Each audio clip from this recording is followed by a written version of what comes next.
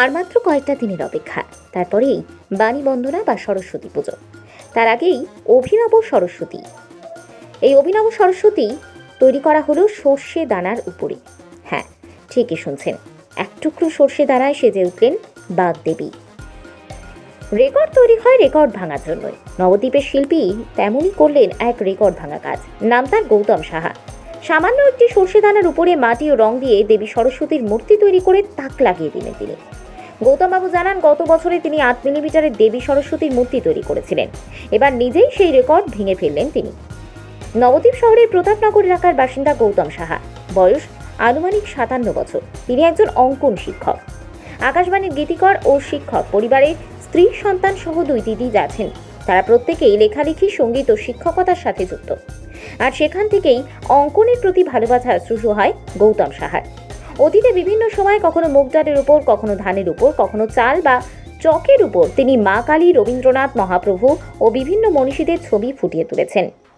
শুধু তাই নয়, তিনি নিজের বাড়িতেও নিপুণ শিল্পকলায় সিমেন্ট দিয়ে রবীন্দ্রনাথ ঠাকুরের পূর্ণাবয় মূর্তি তৈরি করেছেন। শিল্পী জানান, এবার দেবী সরস্বতীর প্রতি তার শ্রদ্ধার্ঘ্য নিবেদনের জন্য 15 দিন ধরে দিনরাত এক করে তিনি এই বাগদেবীর মূর্তি তৈরি করেছেন।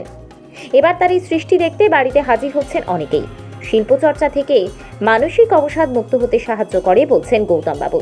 পরবর্তীতেও এমনই চিন্তা ভাবনা করে তিনি সংগ্রহশালা তৈরির পথেও হাঁটছেন।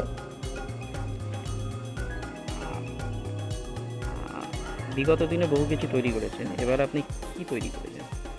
গত বছর আমি মা সরস্বতীর মূর্তি বানিয়েছিলাম একটি রুল পেন্সিলের ভিতরে, যার উচ্চতা ছিল 8 মিলিমিটার। তো এবার আমি একটা সর্ষের দানার উপরে মাটি দিয়ে মা সরস্বতী দেবীর মূর্তি বানিয়েছি, যার উচ্চতা 5.5 মিলিমিটার।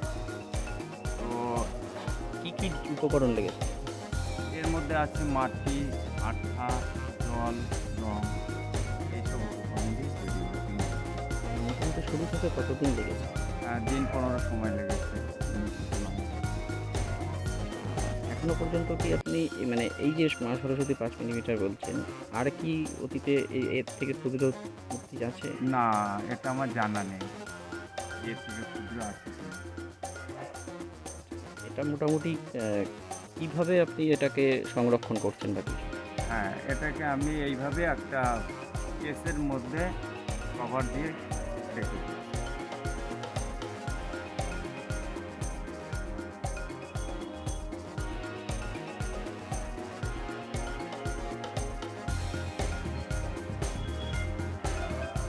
আপনার নাম? আমার নাম গৌতম সাহা। কি করেন আপনি বাড়িতে? আমি একজন অঙ্কন শিক্ষক, আঁকা শিক্ষক। আপনার বাড়ি কোথায়? আমার বাড়ি প্রতাপনগর, ওয়ার্ড নম্বর 5, নবদ্বীপ।